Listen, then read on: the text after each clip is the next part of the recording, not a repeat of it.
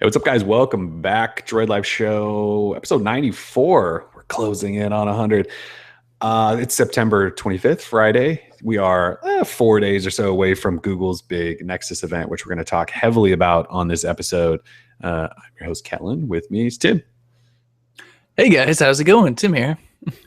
Sorry, I didn't say like, Tim, say hi. That's all right. Three a little bit, changing things up. Anyways, big show. So this is basically like our Google preview event, podcast show / Nexus event preview show. Anyways, all we really want to talk about is what's happening next week. And so, well, I guess I can backtrack. So last week we did our normal Friday show and talked about Nexus phones. And I think was it last Friday when we sort of broke the news that the Huawei Nexus was going to be Nexus 6P? Was that last Friday? I think it was. Yeah. So we told you guys Nexus 5X and Nexus 6P were the names, and then we did a show, and then we took off for Friday for the weekend. And then as Tim and I were out and about on Friday at like 5 p.m. or something, maybe it was 4:30 p.m. I don't know. Google sends invites out to the press for September 29th event, confirmed the rumors that there was going to be a 29th event. And so, yeah, inbox filled up with an event invite. And so we'll be there on September 29th to see what they've got to show us.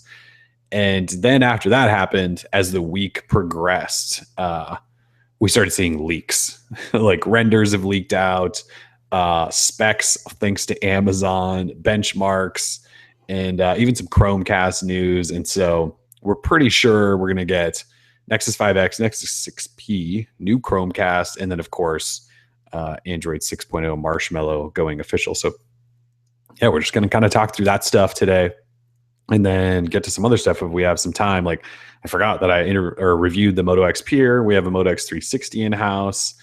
BlackBerry confirmed their phone, their Android phone. LG has an event coming up. There's a new Pebble, if anyone cares. All sorts of stuff. So let's start, though, with this Nexus stuff. So Nexus 5X and Nexus 6P are your new Nexus phones. The 5X is made by LG. It is the smaller of the two. The Nexus 6P made by Huawei. It's the bigger of the two. As far as what they look like, our sources told us last week, and while we couldn't show you what we had at the time, we saw pictures that have now since leaked of those phones. And so we basically told you, like, the leaks you've seen of the Huawei and LG phones, those are correct. Like, those are the phones. And so then the guys at Android Police got a hold of renders that they actually could share, unlike the ones we had. And they posted those, and they confirmed as well that all the leaks we had seen previously are correct. And so the Huawei Nexus 6P will come in white, silver, black, and gold, I believe. And then the LG Nexus 5X will be in white, black, and then sort of everyone can't decide if it's mint green or bluish green. Amazon called it ice blue, I think. So we've got pictures, we've got colors.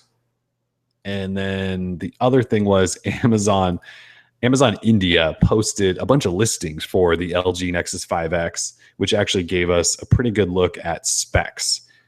We still don't have confirmation on specs from of the Huawei phone, but we do for the LG. We're pretty sure. 5.2-inch LCD at 1080p, Snapdragon 808, 12.3 megapixel rear camera, 5 megapixel front, 2700 milliamp hour battery, 2 gig RAM, starting point of 16 gig storage.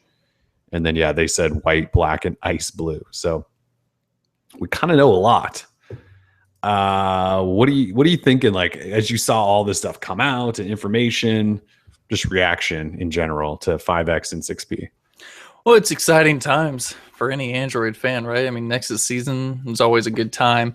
However, with that being said, after seeing these devices, I don't know like how too excited I can be. Really? Like kind of looking at the LG phone, the 5X. I'm seeing a lot of front bezel going on, and they look like Nexus phones for sure. And then, the Huawei watch with the bump in the back or the hump, they're okay looking devices. I really just hope that Google kind of stepped up their game in terms of things where we've always had problems with the Nexus phones, such as the camera. I really hope the battery life is good. Because it probably won't be. The Lollipop pretty much decimated in any hopes of having like good battery life, and so hopefully Marshmallow can make it better. But we'll see. So far, they look like Nexus phones. I mean, they're not white and black and Right. nice blue. Although Huawei's given us that gold one apparently, so Yeah. it's exciting times. But at the same time, I don't want to get overly excited because I know that a lot of times Nexus phones are kind of a letdown. So, but they will be stock Android, so that's always a plus.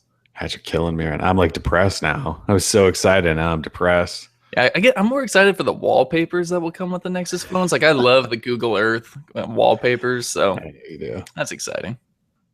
Yeah, and then these renders do show so many wallpapers with some city in the background. Yeah. I'm super excited. The LG Nexus, I'm buying all 3 colors. I feel like I should, just because it's a phone that's 5.2 inches and not a giant ass whale. And so I'm excited, I think, almost just because the phone is not giant. Like they're going to recreate the Nexus 5 glory that we had 2 years ago. And that has me excited. And I know everyone's like, oh, it's kind of mid-range with that 808. It's only got 2 gig of RAM and there's bezel. And like, I don't know, like the LG phone bezel, I don't think it looks too bad. Like, sure, it has a pretty thick chin and the top, because it has the dual speaker thing going on. The side bezel's not bad. I think I'm just excited because it's going to be a phone that I can hold in one hand and use, kind of like the Galaxy S6. Sure. So I think that excites me. I think from day-to-day usage, this will act like a mid-range device. I feel like this, I almost feel like this is kind of like one of those, like it's a Nexus flagship for mid-range phones. Like here's what a good mid-range phone should be, because Snapdragon 808, 2 gigs of RAM, like what is that? I mean, if it's not 3 gigs, it's not a flagship anymore. So yeah, and I don't know that they're gonna push it as the flagship. I think they're gonna push it kind of like the mid range, like you just mentioned, and it'll hopefully have a really nice price, like $350 or something like that. Mm-hmm. Hopefully, I'm sure it'll have a great price. I mean, you can't sell this thing for over 400. No, so, definitely not. Yeah. So like the Moto X Pure has an 808, and I've mentioned, we'll talk about this when I talk about my review, but there's like a little bit of stuttering, and I think it's because an 808 is trying to push a quad HD. But like on this phone, it'll be an 808 pushing a 1080 display. I think performance can be crazy. Like I've been meaning to do this for about 3 weeks now, but write a post on the Nexus 5 from 2013 and how amazing it still is today, because it's one of those things where Google gets to completely fine tune everything about the phone for Android.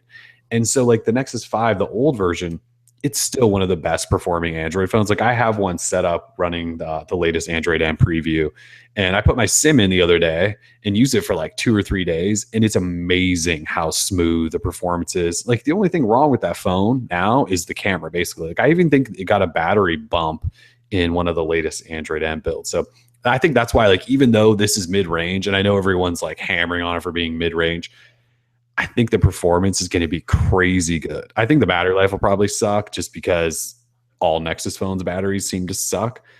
I think the performance is going to surprise people. But then again, it only has 2 gig of RAM, and everyone's throwing a big fit about that. So of course, and what and the type of RAM used, it's probably sort of a big deal, depending. Yeah. So, like you said, I mean, it could be good. As long as you aren't doing anything too processor intense. But at the same time, I mean, I feel like I would just want the biggest, most powerful thing they got, and that is probably going to be the 6PP. Mm-hmm. So it is, yeah. So the 6P will be the flagship, right? So the LG version, the 5X, probably kind of mid-range-ish, if you will, and then the 6P will be the big guy. And it's supposed to have Snapdragon 810. I mean, we've seen benchmarks for it, and people have rumored all the specs about it. It's basically 5.7-inch quad HD, Snapdragon 810, 3 gig RAM, probably at least 32 gig of storage. I would imagine it's going to be that same like 12 megapixel camera that's in the LG. I guess it could be a bigger, it could be more, and maybe an 8 megapixel front. So it's obviously the spec beast of the two. It's just too big for me. I bitch about big phones all the time. And so for me personally, just the size of it, even though I think it'll probably be obviously the better of the two in terms of just specs and future proofing and all that. Yeah, the quad HD, I'm not necessarily I don't really care about. it's not necessary as long as the display is actually good with like, you know, proper saturation colors and stuff. Unlike the OnePlus 2, which is pretty terrible. But what else was it? Oh, micro SD slots. We're thinking like no expandable storage on either device. Yeah. I don't know. Do we know for sure? Amazon. No, of course we don't know for sure, but I was going to ask you, like, what do you think? You say no? I say no. I would normally I would say emphatically no, but the fact that they reintroduced SD support in Android M almost makes me think like one of these. Like they could do what Motorola just did with the slot that doubles as a nano SIM and an SD slot. I'm hoping, because the LG one's supposed to come with a bottom line of 16 gig, and you know, we all bitch about 16 gig not being enough, and we make fun of Apple for doing that. So if Google's going to do that, I hope there's SD support. But at the same time, maybe just because they reintroduced SD support, that still doesn't mean like they like SD support. You know what I mean? Like they maybe reintroduced it because they know manufacturers want to keep doing it. But I could see Google still being like, we don't believe in SD cards. It's confusing, or whatever their excuses were. So yeah, well, just use the cloud. I mean, come on, people. Hell with the cloud. Hell with the cloud. Hell with Nextbit. Okay, so I have this hope that they'll do SD card slot, but I'm kind of with you in that I wouldn't be surprised if they're not going to do it. Yeah. So let's see. So Amazon benchmarks, colors. So if you were to pick one of these, like if you wanted to buy either one, you would go Huawei at this point. You would think you would lean? Well, no. See, neither device is really like on my radar. Like, oh, I've got to have this. But so I guess if I had to choose one right now, I'd probably go LG, just because it is like smaller, I guess, and more portable. Like I've been using, you know, the Nexus 6 when I was doing Project Fi, and Moto X Pure edition, which is somewhat large, and it'd be kind of nice to go back to a smaller phone. The OnePlus 2 is a pretty good size, so it's usable, you know. So I guess if I had to use choose one, maybe the Nexus 5X, and I'd probably get it in the white. So you do love white phones. Yeah, the white, yeah, it looks pretty good. As long as it's not like that soft white. I don't know if you remember, like Ron was talking about this, but on the One X from HTC, it kind of had this soft, I forget the term they use, but it was some sort of like polycarbonate. Plastic polycarbonate. You stick it in your jeans or like rub it on your jeans, and it like kind of turns bluish. So hopefully it's not like that. I'm assuming it's so like here's a white Nexus 5, original, and it hasn't like changed colors, although it's definitely not as crisp white as it once was. Yeah, they came pretty crisp out of the box. There's some scratches on it and stuff. I mean, it is a 2-year-old phone, but I'm imagining it's going to be just like this white. That's my guess. And if I was going Huawei 6P, I'd definitely go gold. I mean, you can't go wrong with gold. All about that gold. I think I'd go black with the 6P, just because it would hide that weird black bar thing at the top a little bit. That's a good point. And then I think I'd go that crazy ass ice blue mint green thing on the LG, just because I like doing weird colored phones. Like when I bought the Z3 compact, I went with that crazy red, and I was using a Nexus 5 in red for a while when they had that. I just like the weirder colors, because phones just often only come in white or black, or for so many years, right? It was like white phone, black. I remember when everything was just black, and then we were begging for more white phones, and now you get everything in white. But I like doing some crazy colors. So yeah. What about the Nexus 6P design just in general? There seems to be this controversy around a hump. Is it a hump? What's the deal with that stupid hump? Whatever everyone else is saying. It doesn't bother me. It's just a different design. I don't know. It looks like a Huawei phone to me. Pretty much almost what I would have expected. You know, something a little different with like the black portion on top, which almost looks like there's probably maybe like sensors or something. I mean, there's definitely a rear-facing camera with LED flash, but I don't know why it needs to be so darn, so long, but who knows? I wish I could tell you. Maybe there's some like infrared stuff going on for photos. I don't know. I think they just probably put OIS in both, because the LG version has a hump too. I think there's OIS in both, and they put a big enough sensor in there to get it, hopefully have a good camera for once in their lives, that they needed space. And like Samsung did the same thing, right? You know, like there's a camera hump there because they put a big enough sensor but wanted to keep it thin.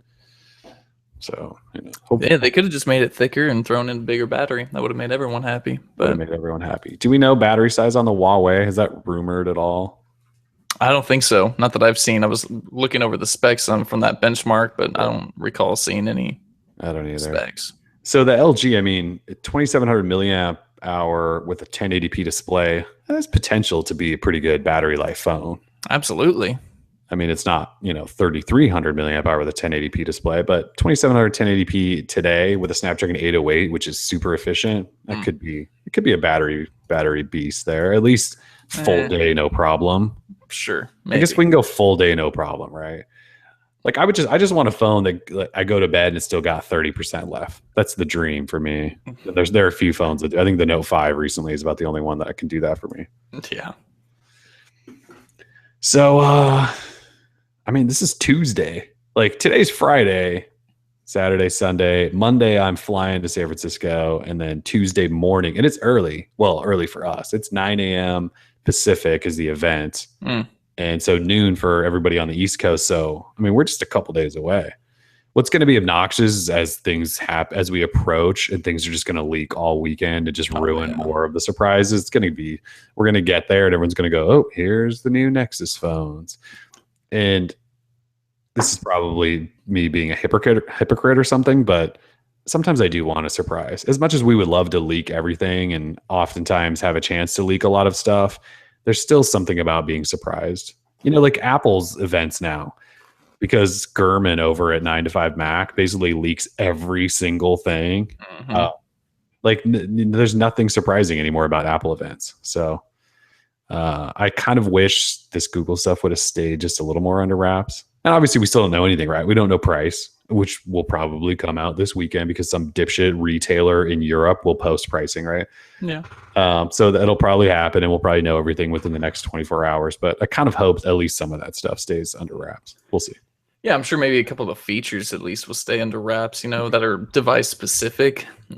We'll see. I mean, I get the feeling, you know, if Google does plan to launch the phone soon after announcement, I mean, there'll probably be hands-on and unboxings before it's even official. Who knows? I mean, these days, everything and anything leaks. So it does. Yeah, that's just the leak culture we live in.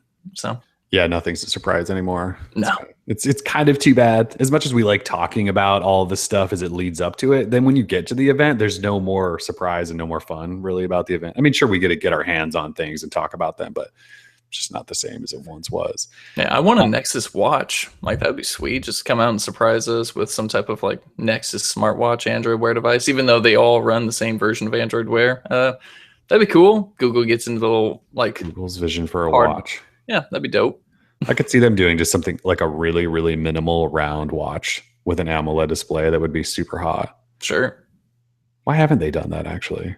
Like, why are they just letting all their partners do it and not doing a Nexus watch? Will they in like a year? Like next year, there'll be a Nexus watch. That'd be dope. They've given everyone 2 years to try to figure it out and they'll come out and go, no, this is how we actually envision it or something. That'd be nice. So speaking of launch, TELUS, Canadian wireless carrier, said that they expect Google to push Android 6.0 Marshmallow updates to the Nexus 5 and 6 on October 5th. So that's a week basically after they announce everything, right? Yes. So that's about a week. We've also heard that October 5th is basically the day all I can say is things are going to start happening. So that could mean that that's when you're going to be able to finally order them. And that could also mean that maybe Android 5.0 will start or 6.0 will start pushing that day, maybe on some level. So yeah, October 5th. So the event's the 29th. I wouldn't be surprised if a whole bunch of stuff happens on the 5th, and that could be device sales and all that stuff. So yeah, exciting times. I mean, this is like where we get excited. We used to get really excited about I/O, and then I/O kind of turned away from being like a consumer event, right? And really focusing on developer event. So while there's news about Android and the operating system, it's not about the devices. And we're kind of a device site. Like we like talking about new cool devices. So this is a big deal for us.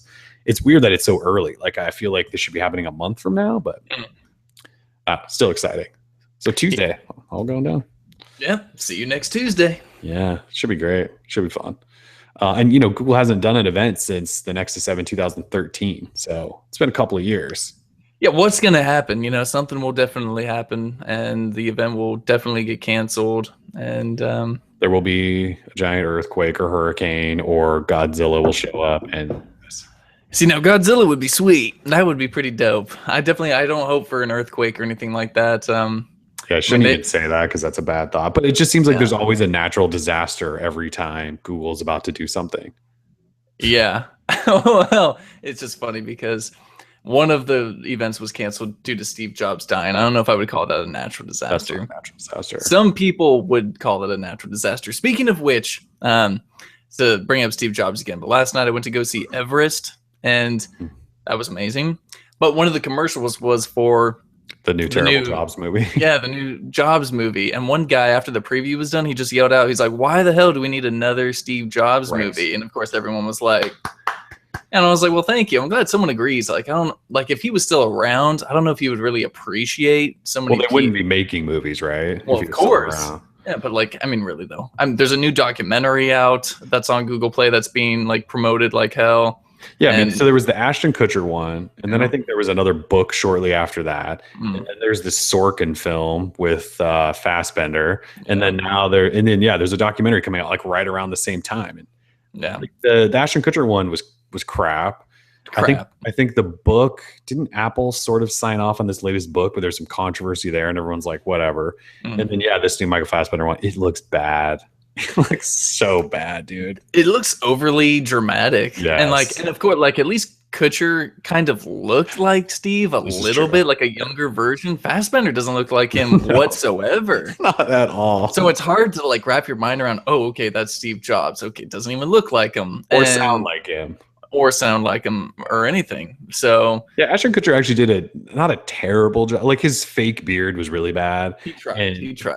But he did kind of look the part, and he sounded a little bit like him, and even he kind of walked like him too, a little bit. Like he kind of adopted Steve Jobs' kind of entire persona. Yeah. It's just that the movie and the script and all that was terrible. This Fassbender thing has like the really good directors and everything behind it. It's just they got the wrong guy. Seth Rogen as Woz? Like what the fuck? No, dude. It looks bad. It looks bad. Yeah, and we'll see. It looks overly dramatic, like in a cheesy, like spoof way. They really play on the whole daughter thing, the drama there, and it's should be interesting. I won't see it in theaters. Like maybe I'll watch it once it hits Netflix in 2 months, but we'll see. Yeah. Anyways, good luck.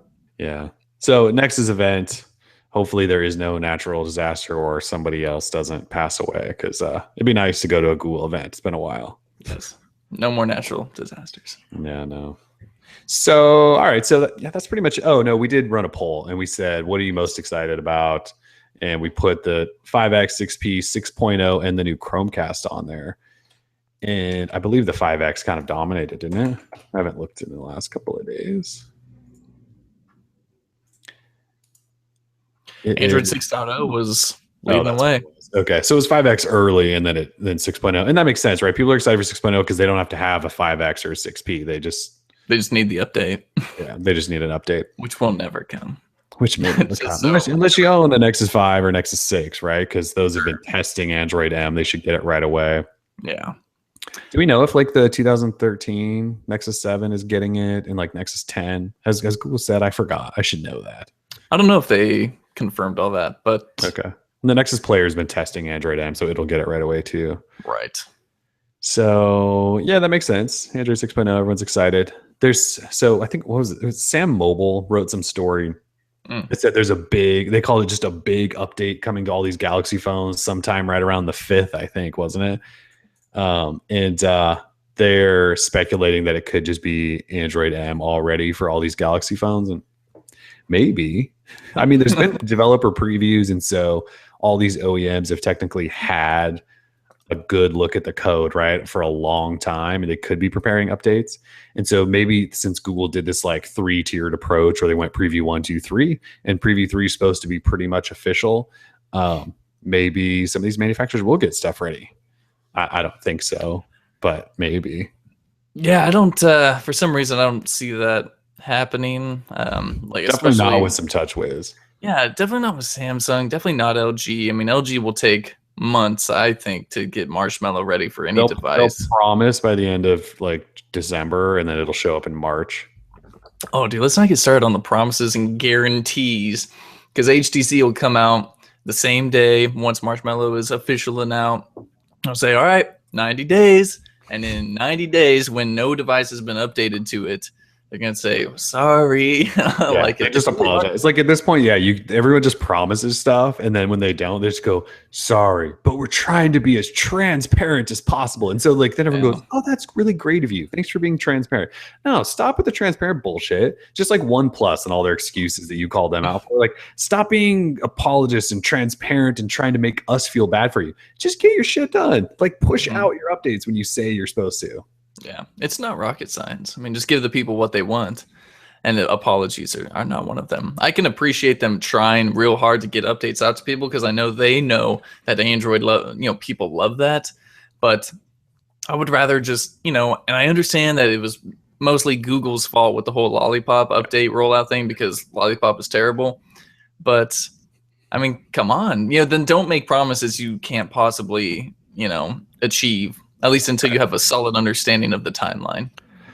So On that note, though, Lollipop was obviously a big update from KitKat. huge. And so this one's not, right? Like this jump, it's still everything pretty much looks the same. It's a lot of Looks behind like the scenes Lollipop. stuff. Yeah. Yeah. So hopefully this one is maybe like stable Lollipop. Android 6.0 is like stable Lollipop, hopefully. Mhm. And hopefully that means it'll be an easier update, maybe. So, if the Galaxy S6 gets Android Marshmallow, 6.0 Marshmallow right away, it's not like anything's going to change, right? Like TouchWiz is going to look exactly like it is on a Lollipop. It'll just be on 6.0 with some behind the scenes tweaks, basically, and like native fingerprint support, which Samsung will probably strip out for their own anyway. Absolutely. So it's probably a pretty easy update, actually. We shall see. I mean, they could probably just not even really update anything and just like change the build prop to say 6.0 and people won't know the difference. Probably could. Yeah. Except it's just pure jank. So I reviewed the Moto X, not to just jump off on a separate tangent, but I reviewed the Moto X Pure, and then I was like, okay, I'm kind of done with this big phone for a little bit. I'm going to go back to the Galaxy S6 and give it another try. And did Samsung paying around town. I was all excited. And then like I'm already back on the Moto X Pure. Like I can't handle the jank in that thing, and just Really? all these little things that just drive me. And the battery life is still horrific. Like I wouldn't even use the phone, and it would be at 40% by noon. It's insane. Okay.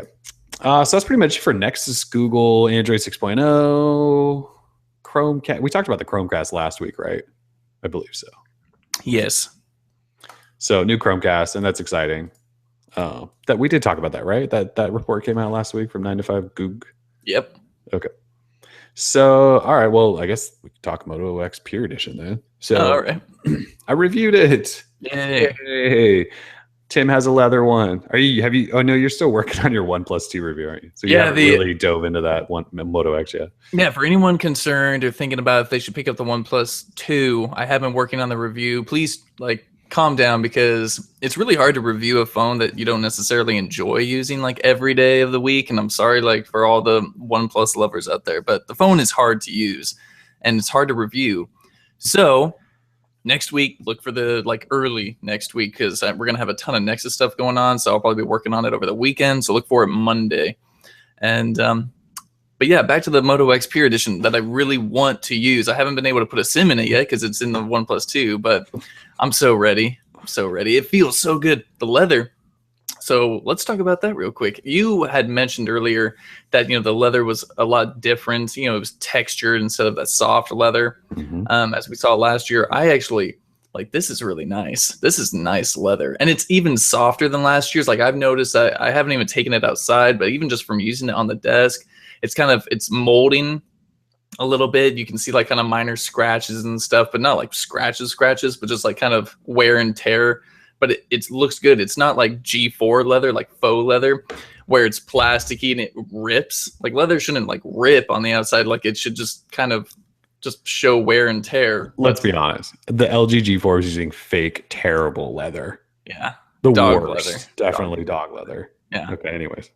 So yeah, the leather feels great. The texture isn't too it's not crazy or anything like that. It's like a kind of a subtle, and it works in really nicely, and it feels soft, like you can squeeze on the back, and it's soft and nice to the touch. And I can't wait to use it. The screen is beautiful. The phone itself is a great size. I mean, there are bezels, but it's not crazy. I mean, it is a good looking phone. So I can't wait to throw the SIM in there and throw the OnePlus 2 out the window. Poor OnePlus 2. Phone sucks. It's had a rough short life, that's for sure. Yeah, I mean, it's not bad. There's just like little things, and it all adds up to just one big gnarly experience. For example, if you don't mind, today I was writing up that you can transfer a phone call from device to device using Android Beam and Hangouts. So I'm like, oh, dude, I'm gonna try this out. So I like whip out the OnePlus 2, and I'm like, almost put it back to another phone, and I was like, this thing does not have NFC. You can't even do cool things like that. No, you can't even do cool things like that. So I had to turn on 2 other devices, and it's just total pain. This phone needs like NFC. So all the flagship devices.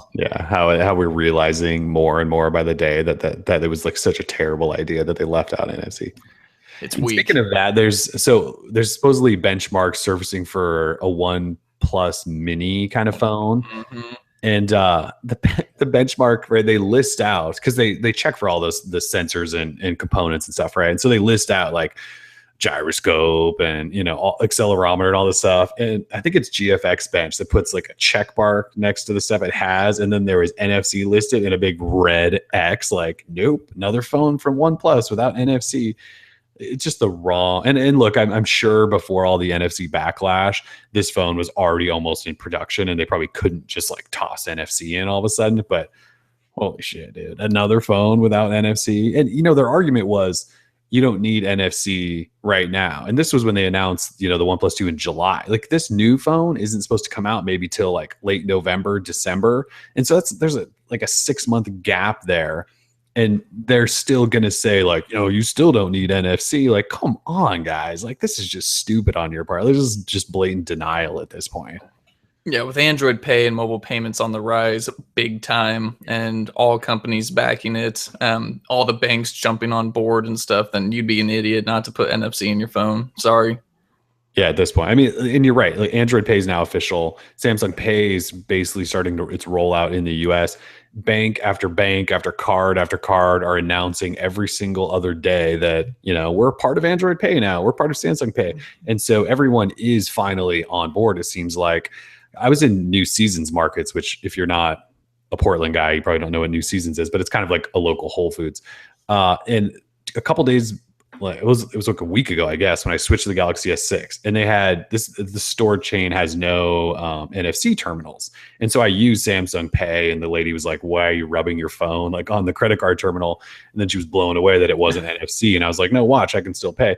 But I went back in there just this week, and now they have NFC terminals. Like, they already flipped. And so even like smaller local companies like that are changing to NFC. So you're even starting to see the rollout of NFC terminals everywhere. Like, it's time. And if your phone right now doesn't have NFC in it, yeah, you're really failing, because mobile payments are actually coming. So yeah, I don't know how they could. I mean, yeah, that sucks. I'm sorry. Sorry, OnePlus 2. Yeah. All right. So your review will hopefully be out early next week. All right, so I reviewed the Moto X Pure, and what did I say? Basically, like, my review is summed up as, if you buy this phone, you're not going to be disappointed, I don't think. It's Motorola's best camera ever, which isn't necessarily saying a lot, right? Their camera has previously been terrible, but I found this camera to be pretty damn good. And the fact that it's 21 megapixel, if you're in decent light and you take a picture, there's just so much detail because of the resolution there. So you can take some pictures, and just it's crazy how much you can actually see. It's pretty fast for the most part. The only problems I had were maybe some autofocusing issues. And Motorola's been bragging about how fast the autofocus is. I just couldn't find that it would hold a focus long enough sometimes, or even it just seemed to struggle at times to focus. But otherwise, it takes really good pictures in good light. In low light, it's average. I mean, it's like I did in my review a comparison of a low light shot next to the Galaxy S6. And so the Galaxy S6 captured so much more light and so much more detail compared to the Moto X picture, but the Galaxy S6 also turned everything orange. And so the Moto X Pure captured a pretty natural looking picture, definitely more of what my eye was seeing than what the S6 did. So there's kind of a trade-off. Like it captures, I think, more realistic, more natural light, whereas the S6 maybe could capture more detail, but it, blows out and processes the hell out of everything into some weird orange color. So camera though is definitely Motorola's best. I wish it had optical image stabilization, because in low light shots and some other situations, it definitely. So I often found I had to take 2 or 3 shots just to make sure. Thankfully, it's fast enough. You can do that. Other than that, battery life would be a semi-sore point. I just got average battery life. Definitely better than the S6. Not necessarily as good as the Note 5, I didn't think. But for the most part, it was getting me through a day as long as I wasn't completely hammering on the phone. We've talked about a lot of this stuff, but like the price at $399 starting point is pretty crazy. And the fact that you can customize it, like I have this, this green sort of tealish soft touch and love it, but you went leather and love it as well. And it's like the same price, and you get to do that all without, spending extra if you want. It's just kind of a crazy overall package. Basically I said, if you buy this phone, you'll be happy with it. It's maybe not the best phone on the market. That's probably the Note 5, I would still say at this point. But like you can't really go wrong. Like if you want a stock Android phone that has Moto's software with a much improved camera and a nice design and decent battery life, like it's you can't really beat it at a price. So definitely a phone I would recommend to people.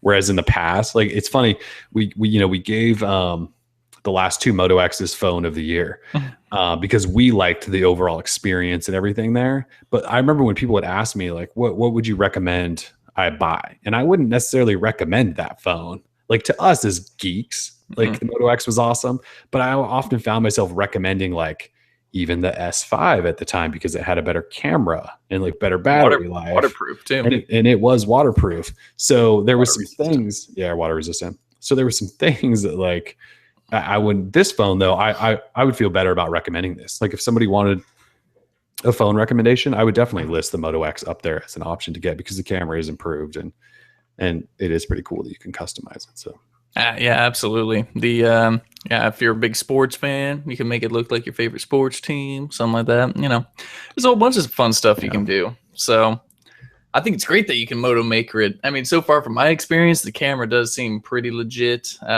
With regard to other Moto devices that were on the market, I remember the first Moto X. Oh my lord, the camera was just unusable for quite some time.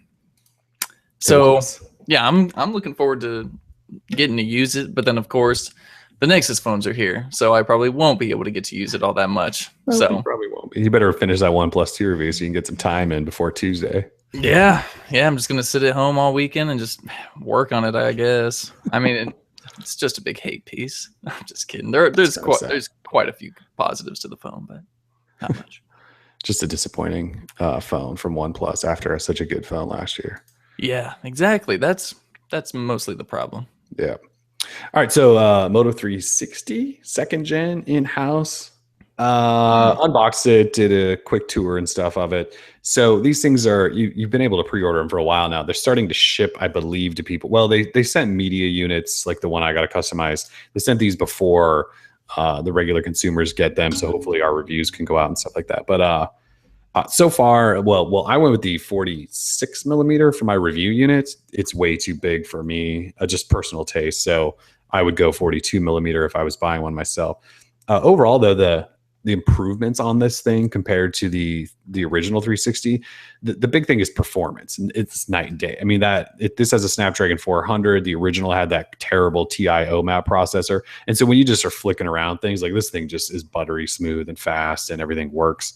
The display seems to be improved just in terms of, I think they upped the resolution actually slightly, so everything just looks really clean and sharp. I went with the golden out version with the knurling around the top. Hot. It's pretty over the top, but yeah, I mean, it looks pretty nice for a smartwatch. Some people said that was gaudy looking. And I was like, dude, that's not gaudy. Maybe if you would have gotten like the gold band too, but no, with the cognac leather, I mean that's classy.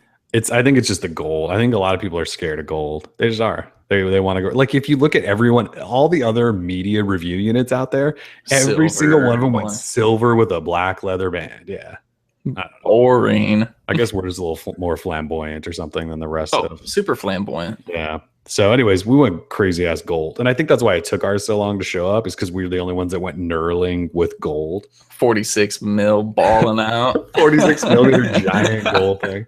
So funny. Ours is from so different. Seriously, like if you look around at any of the early like unboxings and reviews, everyone's got the silver with the black, and then ours is like this giant gold thing. It's pretty funny. Anyways, I'm a big fan of it actually. I know you're working on the Huawei watch, and I think now that we've seen both of these quite a bit. I think we're both kind of leaning Moto 360 when we were originally leaning Huawei watch. Yeah, what it came down to is when I was determining on which one I really wanted to use for the remaining part of the year. It came down to price.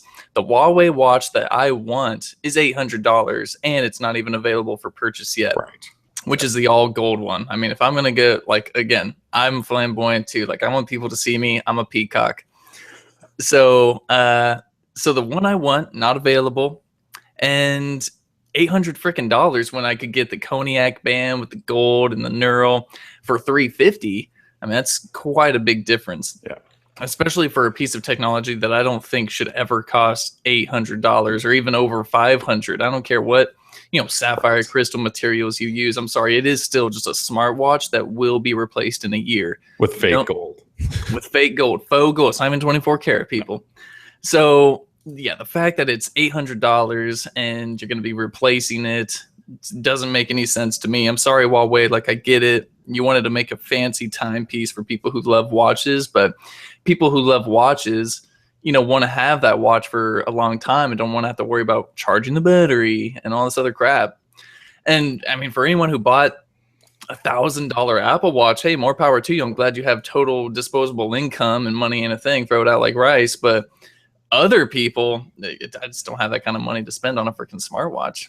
So yeah, I think the value is definitely there in the 360 because you can customize a watch and spend what the starting point is for the Huawei watch. And sure, you don't get the fancy box and that stuff. And the display on the Huawei watch is arguably better. It's AMOLED and it's got a it's like 400 by 400 or 420 by 420? Yeah, there's like 400 by 400. Yeah, so the resolution's better. It's a better display, but yeah, it's the value there. Yeah, exactly. Sure, you get the black bar, but the black bar never was a problem for me. It was never an issue. When you're looking at it, I never really had a problem. Like, it's not something that sticks out to me like, oh my God, flat tire. Yeah, it's not the way I live. Yeah, I mean, it kills some people. I'm with you. It never bothered me. And I've been using this same watch face for like a year, and it's black, so it hides the black bar. Exactly. So yeah, it's a good looking watch face. Yeah. Huawei watch is still good for anyone who that review's coming to. But anyone who wanted to get the Huawei watch likes it more than Moto 360. It's a solid device, just as good performance wise. It's got the Snapdragon 400, and it's a beast. It's buttery smooth. It's fantastic. And battery life is freaking insane. Is it really good? Yeah. I think it's really good. I mean, I used it all weekend and this week with sometimes the screen always on, sometimes the screen always off, and dominated. Like, it's way better than anything I've tried. That's only because I used the Moto 360 for like a year, the first gen. Yeah, which had pretty bad battery life. Pretty bad battery life. Depending on what update you were running, sometimes it was really good, sometimes it was really bad. That's true. That watch, all over the place. So, with this watch, battery life has also been, I would say, crazy good for me as well, which I was surprised because the Moto 360 wasn't exactly battery champ, the original one. So on the first day, so I've been running it. Well, today I'm now running it with always on mode off just to see. But the first 3 days I went with always on mode on. And so day one, I got it midday. And so I charged it up at 1 p.m. and at 1 a.m. So 12 hours later, I still had 50% left. And that was like setting it up and, going through all that. And I'd run 50% down in basically 12 hours. So that's, a full day with always on. And then day two, I took it off at 5:30 a.m.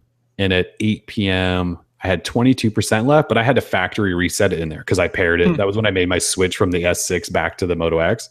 And so, you have to do that stupid factory reset when you pair it to a new phone.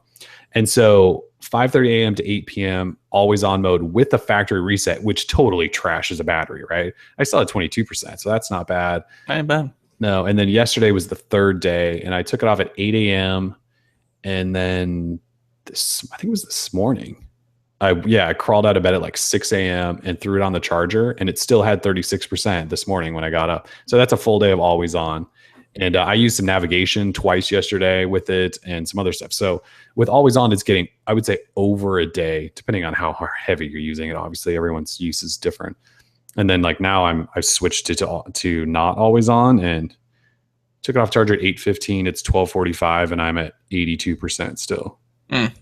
And so this bigger one, the 46 mil, Motorola said with always on mode off, it could get up to 2 days. So we'll see. I'm going to run this thing until it dies basically now. So anyways, battery life's been really good for those wondering. Smartwatches are getting better. That's a plus. Getting better. That's for sure. It's about time.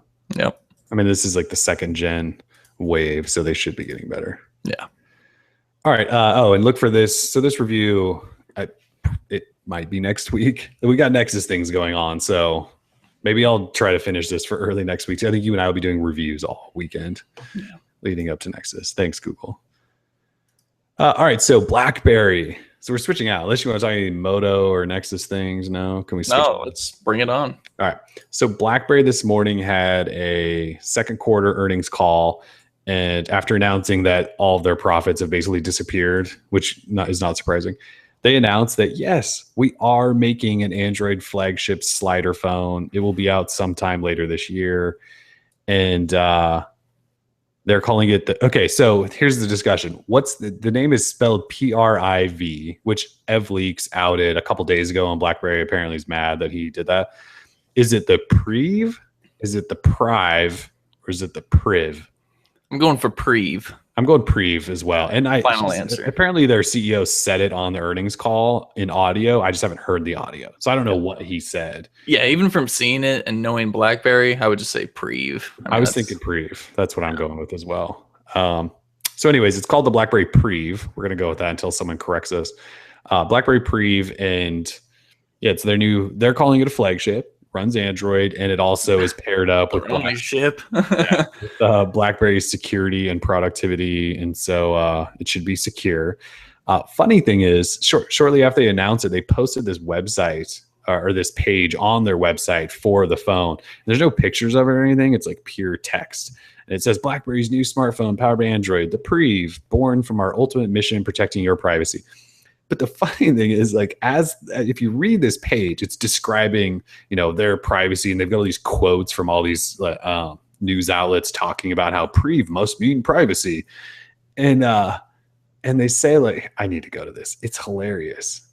They're basically saying, yesterday we awoke. This is what they said. Yesterday we awoke to the news that the name of our newest smartphone was leaked to the public prior to its official launch later this year. At a time when your personal privacy is increasingly compromised, we wanted you to know that you are not alone. Like, they can switch subjects there. It's really weird. And then it goes, we found this breach of privacy extraordinary, and at the same time, the best demonstration as to why BlackBerry's products, technology, and brand are essential to the world. So in other words, our security sucks so bad that we couldn't even hold this name in-house, and we're really pissed off that someone leaked it. But you guys, you need our privacy products. Like, it's just like the worst thing I've ever read. In recognition of our long history of valuing our customers' privacy, we've named our next generation phone Priv, a phone that has tremendous value for everyone worldwide. So our security is not good enough to keep this name in house, and it's crap. But you guys need us because everything about us is privacy focused. I just thought that was hilarious. So they basically called themselves out for being terrible at privacy, but they want you to trust them. I hope the name is not Priv, like for privacy or anything like that. It just doesn't. I don't really get it. I liked Venice more than all these other names. I thought Venice was actually a pretty good name. I thought it was a pretty good name too. I'm surprised they haven't gone that. Yeah, Priv. What are people saying in the chat? Priv is in deprive. BlackBerry Private, Priv. So a lot of these people think it's Priv. Priv is a really terrible name. Priv sounds elegant, kind of classy. Priv. Yeah, but if you're like, I've got the BlackBerry Priv, that sounds really bad. Yeah. But they did go away from Venice to Priv or Priv. They should have stuck with Venice. Yeah. So anyways, that's coming out, and people are still excited. Good for them. I'm happy for them. Good for them. As long as they're happy. As long as someone's happy. Yeah.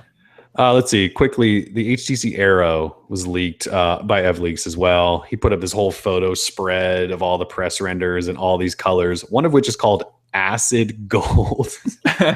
Who names their phone colors Acid Gold? And it looks like pee. Like, it's a terrible color, and that's a really bad name. So, I went on one of my little rants and basically made fun of HTC for blatantly copying the iPhone. I think a whole bunch of people are pissed off. I didn't even bother going in the comments because there's this crew of HTC fanboys. Apologists. The HTC apologists. And they all just go, this is BS. Apple's the one who copied HTC. And it's like, that's not the point. Yes, HTC did this all metal thing with this bands on the idea here is that this phone, I don't care what the M7 or M8 or M9 looks like. This phone doesn't look like any of those. It looks like an iPhone 6 with a centered camera. And I don't know how anyone can deny that. Like if you're denying that and saying that Apple's the one that's copying HTC, you're a blind HTC fanboy apologist. And I that's why I haven't even gone in the comments. You should. They're pretty good. I'm sure they're pretty good. But like, look at this, even the front, because there's like a home button fingerprint sensor. Like the shape of the phone, it does not look like any other HTC product. It just looks like an iPhone.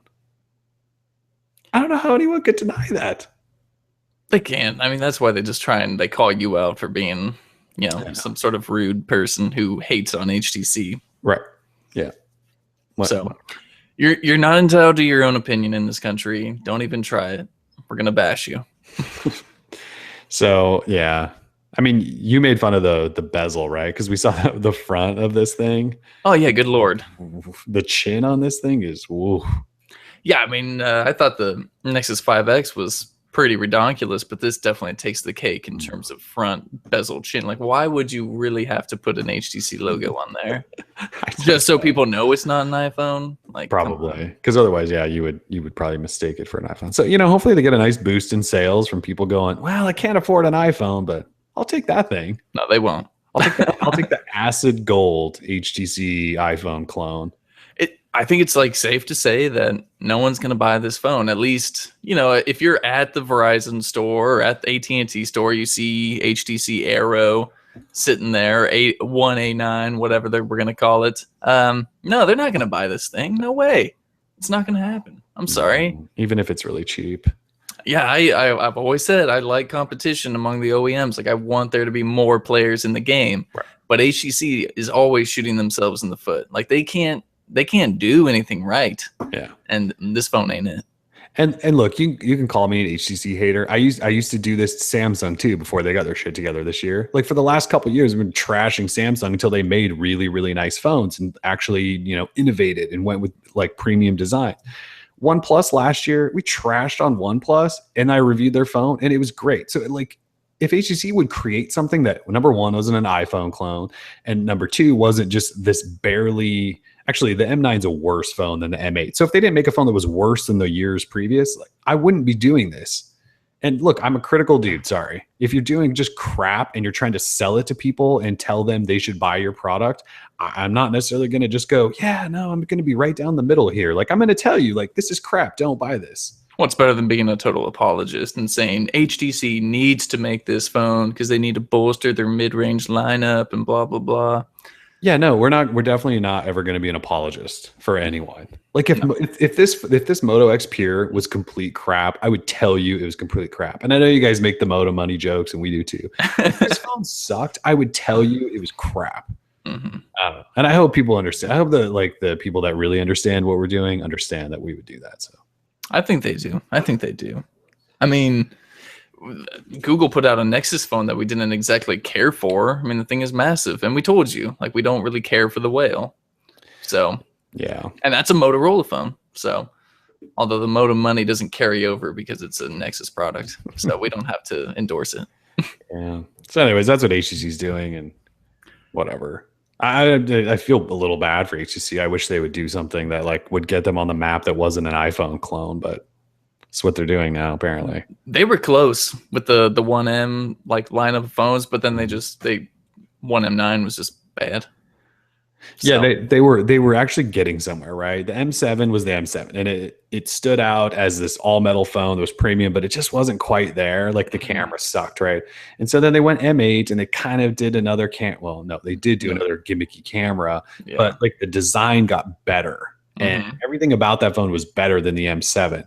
And so they just needed to take like this small step forward with a real camera and shrink the phone down without that stupid HTC black. Like there was few things wrong with the M8. And instead they just went backwards, like, and made the M9 this terrible thing, and they've just, gone like this. And then now they're doing iPhone clones. So I don't feel that bad for them, because they're, like you said, they just keep shooting themselves in the foot. Yeah, no one's doing it to them. I mean, they're making all the decisions. Cher Wang, new CEO or chairwoman, and Peter Chow's working on some secret project and whatever. I'm like, dude. We're pointing out the terrible decisions they keep making. I mean, I guess that's bad us for pointing out when companies screw up. Yeah, lead designer Scott Croyle, he's gone. He went to the Robin project with Nextbit. I mean, no one's left there. I don't know if we're supposed to share this, but like they don't even work with a PR agency anymore. This is how bad it is at HTC. Like most companies, this is a little inside info. Most companies work with a PR agency. Like they have in-house communications team that works with a PR agency that sends out communications, all this. Like they're not even working with one anymore. They just have an in-house team. That's it. Like it's bad over at HTC. It's bad. We'll see. I mean, they got kicked off the Taiwan. Oh my God, they did. Taiwanese stock exchange or whatever. Oh man. Yeah, it's a sinking ship. They still have time to correct it, I think. Do they? Maybe. If they cancel the Arrow and if they listen to people, if they listen to the critics, us, and they found, read the comments on some of the reviews, of the devices that we do, and they would see what's important to people, what people want, what people do like of HTC, and they could implement that into a new device. And yeah, there's some egos there that needed to go away a long time ago to fix the problems there, and they just couldn't realize it soon enough.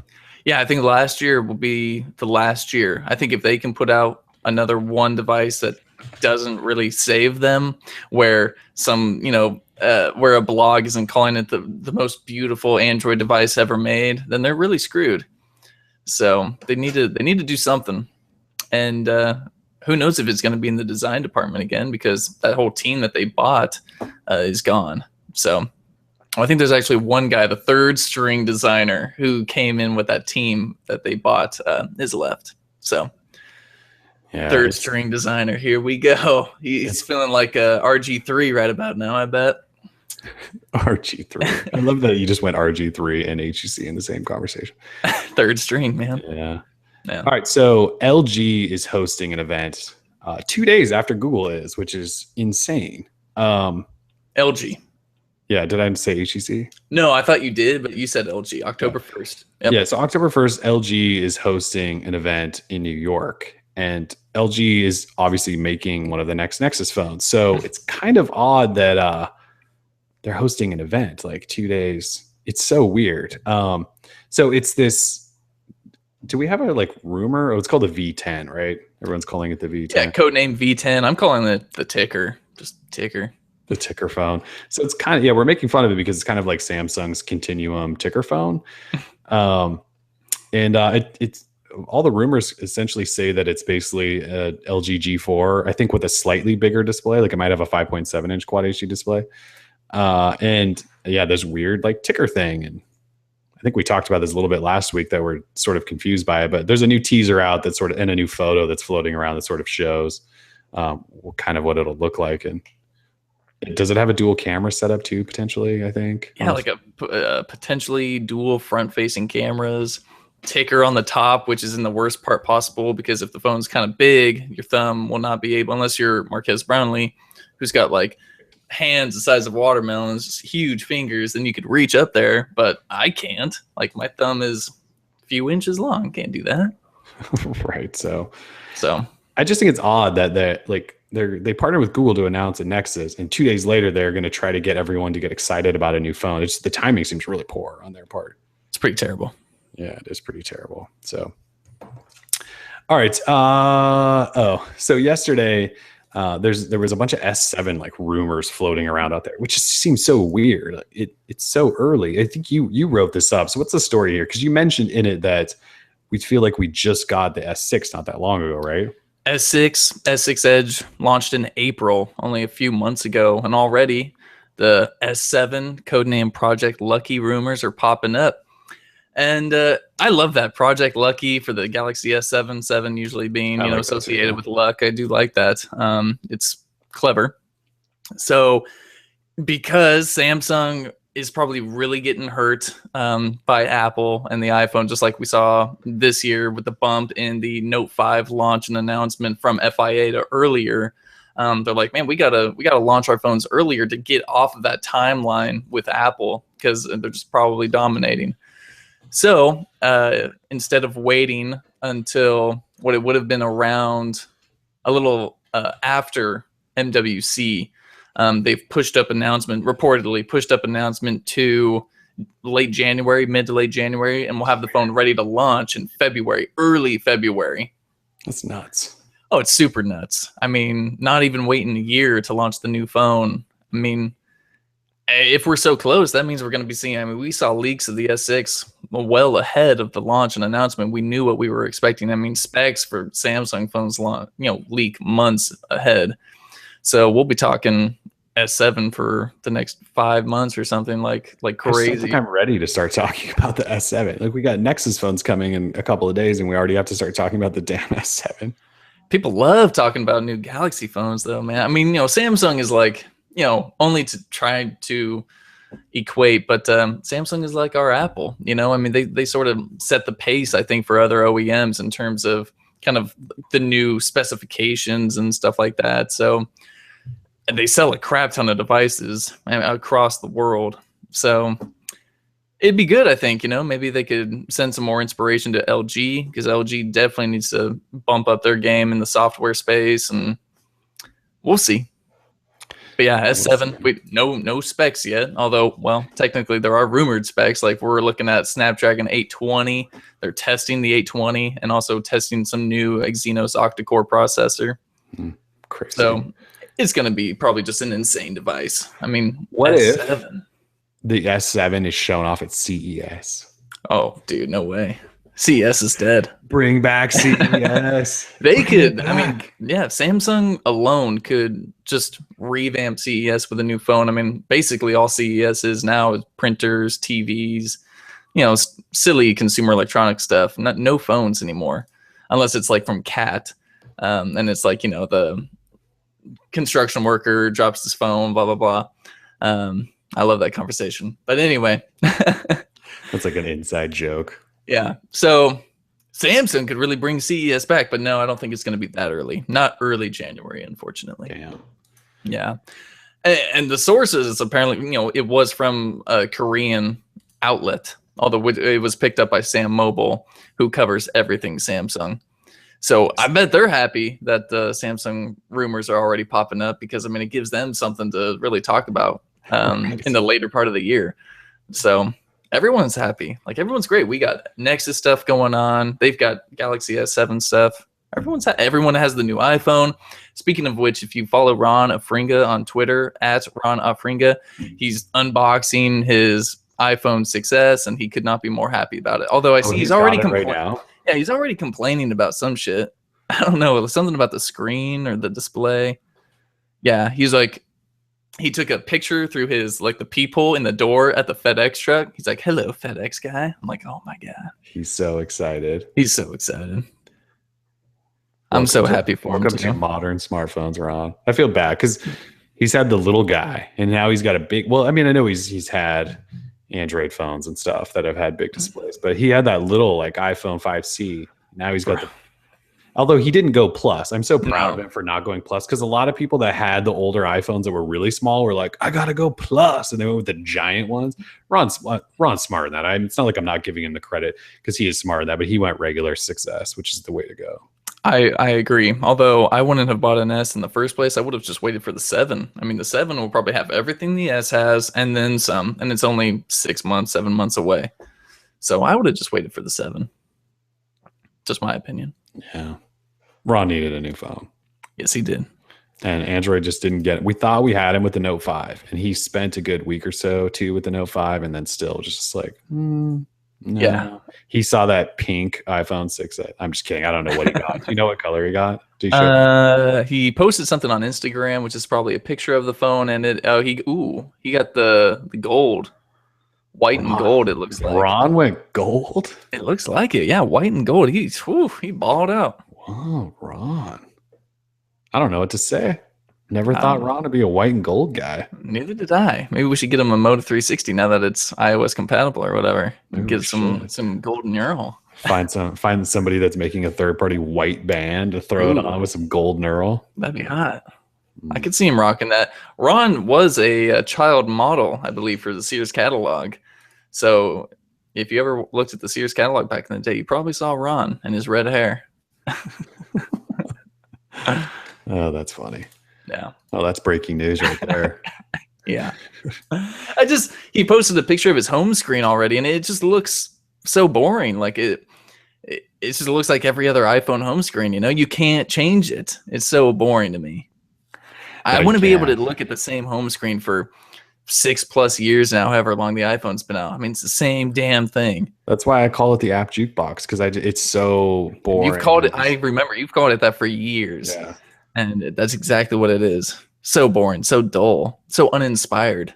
He needs to make some folders. Like, I don't even see a folder on there. I think he said he hates folders. I think him and I remember when he was setting up his Note 5 and we were trying to coach him into setting up a better looking home screen. We were talking about folders, and he said he hates folders. Hates folders? Good Lord. It's like the only customization you can do on the iPhone. Folders. Folders, pretty much.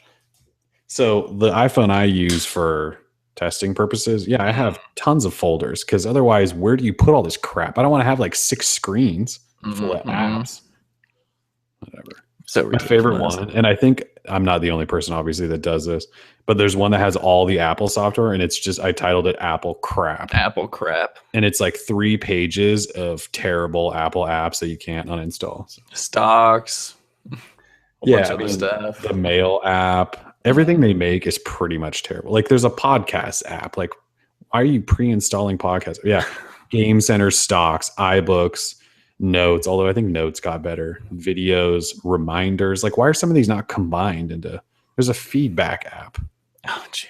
Maps. There's a Clock app. Find Friends. What the hell is Find Friends? I don't even know what that is.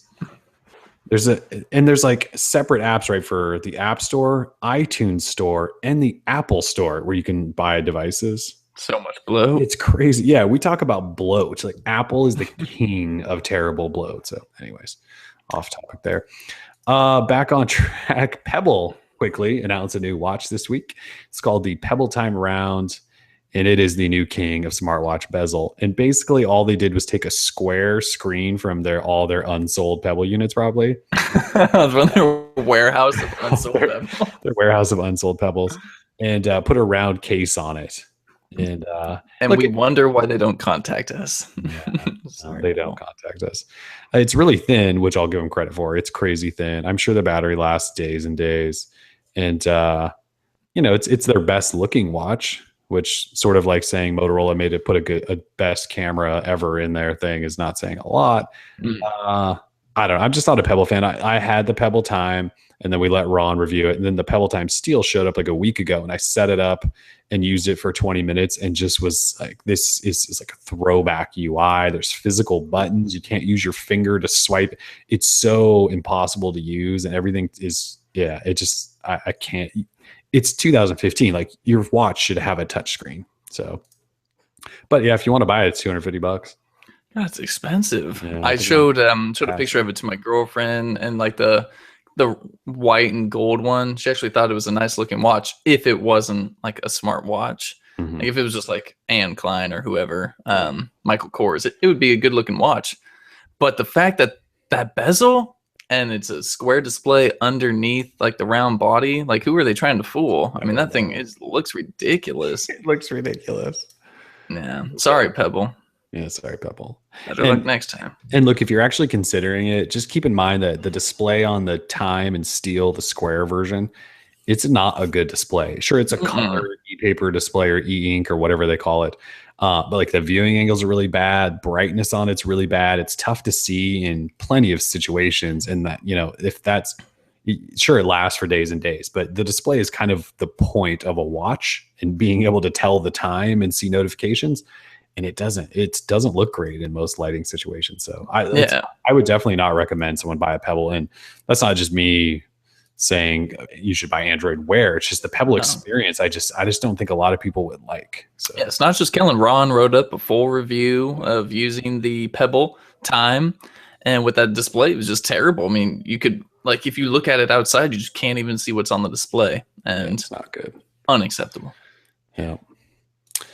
All right, let's see. Oh, so finally, if you guys all got an update to your Google app today, and you use the Google Now launcher, or you're using a Motorola device with the stock launcher, or you're using a Nexus with the stock launcher, you probably noticed that you now have a vertical scrolling app drawer.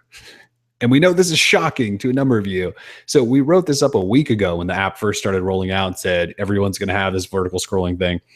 And people either missed it or they just didn't have the update, and so they didn't realize it. But this morning, didn't we get like 10 emails in a matter of 10 minutes? Like everyone got the update at the same time, and all of a sudden their app drawer started scrolling vertically. Everyone freaked the hell out.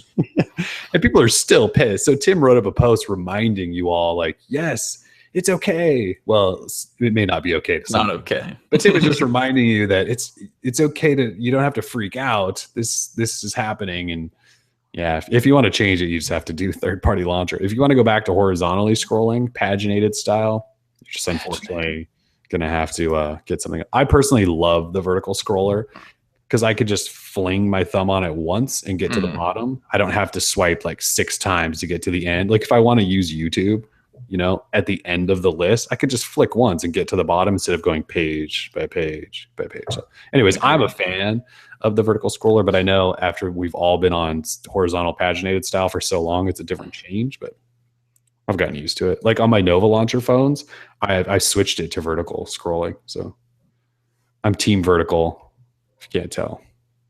I'm team paginated. I like the paginated.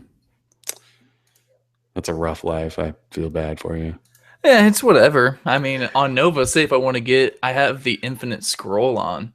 So if I want to get to the end, I just scroll the other way and I'm at the end of the list. So it's no big deal. Yeah, that's true. And plus there's that quick search now. You just long press and you can search for whatever app. Not that I really want to type in to find an app I want to use. Yeah. But it does have the quick scrolling on the side, which is nice. Yeah. So I do not have an app, unfortunately. I've been playing a lot of Candy Crush. I'm back on Candy Crush for some odd reason. Yeah, I don't know why. I just re-downloaded it and I was like, wow, this is really fun. Like I'm in the 200s. It feels super cool. Although some of my friends are like in the 500, 600 levels. I'm like, damn, no lifers. It's kind of nuts. I got to catch up. Have you used Android Pay yet? I can't, dude. Ever since it came out, I've been using the OnePlus 2. So no. Oh, that's right. You haven't been able to do anything futuristic. No, I'm stuck in 2012, pre-NFC.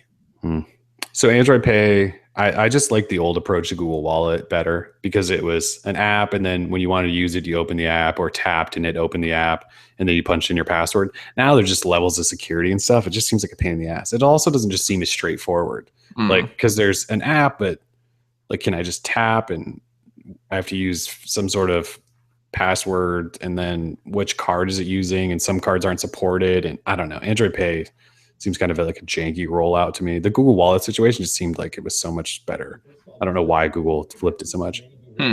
Samsung Pay, though, is awesome. I wish that was in every phone. I've used it a handful of times. Anyways, that's kind of the only apps I've been dealing with lately, or payment apps. Interesting. Yeah, well, I can't wait to at least try it. I mean, Samsung Pay, like once all this settles and I don't know if I really care for the Nexus too much or the Moto X Pure and I want to get back on the Samsung Pay, like I'll probably just go back to the Note 5 or something because that's a good phone. Kind of, not that I miss it, but it's a good phone. I like the camera. I mean, the camera is solid and I love taking pictures. Oh, God, the OnePlus 2. Camera is unusable. Like, you haven't gotten the new update yet still? No, I still have not gotten the new update, and I refuse to flash it. Like, if you buy a phone, you shouldn't have to freaking flash an OTA just to get the update. I refuse. I'll probably have to do it this weekend just so I can like do a review and people aren't like, well, that was fixed in the update, you asshole. Right. Yeah, that's exactly right. And people are going to call you out for that. Yeah, so I'll just update it. No big deal. Work on my ADB skills. But the fact of the matter is the camera sucks. The UI is garbage. Like if you're in horizontal mode and you swipe up to get to the different features, it's like unresponsive. And then if you just swipe on the screen itself, it takes you into the new mode, but it doesn't give you an idea as to what mode you're in. And all of a sudden you're in freaking whatever mode, the sphere, pano mode, and you can't get out of it without exiting the app and force close and everything. I hate this phone, dude. I don't hate it. I don't hate anything. Hate is such a strong word, but I can't stand this phone. I can't wait to be done with it. There are a few times where I've reviewed a phone where I just am like that. Like I can't wait to be. The G Flex 2 was one of those. I couldn't wait to. I was excited for that phone, and then I started using it, and it just drove me insane. So I kind of know what you're feeling, and it's too bad that a phone. Like LG makes 6 phones a year. So if the G Flex 2 sucks, I knew the G4 had a chance to be good. Like OnePlus makes one. Well, they might be making 2 now. They make one phone you look forward to, and they seem to have screwed that one up quite a bit.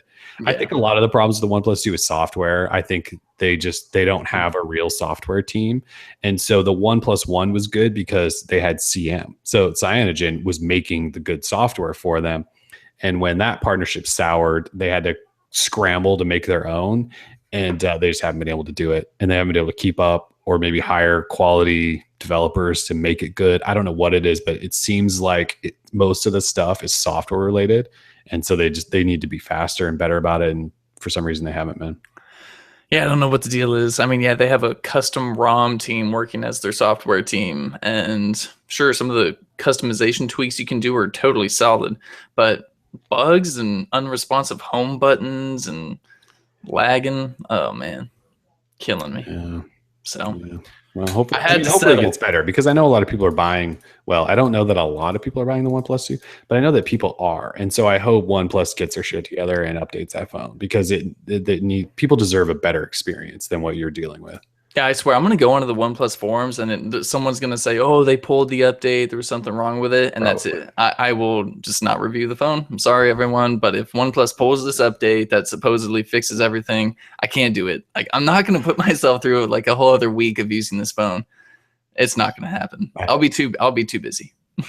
So I'd much rather review the Huawei Watch, a good product that needs to have attention brought to it. I see a lot of people posting up their Moto 360 reviews saying, "Oh, it brings watch back to the smartwatch." I'm like, no, dude, Huawei Watch is great. It needs more attention. Yeah. So OnePlus, you do not need more attention.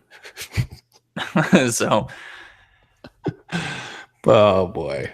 All right, that's probably a good place to end it. We've been going for a while. All right. There's just so much to talk about. Anyways, next week's gonna be awesome. Nexus week. We're not even gonna talk about OnePlus. No, we won't. Nexus week, it's just going to be flooding, because we're going to go Nexus phones 6.0, maybe some Chromecast sprinkled over here, and then it's going to be winter updates coming. What's new that we didn't already know about? How awesome is the camera? How awesome is this phone? Blah, blah, blah. Hopefully we get review units. We don't know. Anyway, it's going to be, next week should be fun. It's going to be a blast. We'll see you all there. Yeah. So thanks for joining us. Episode 94. Droid Life. Peace.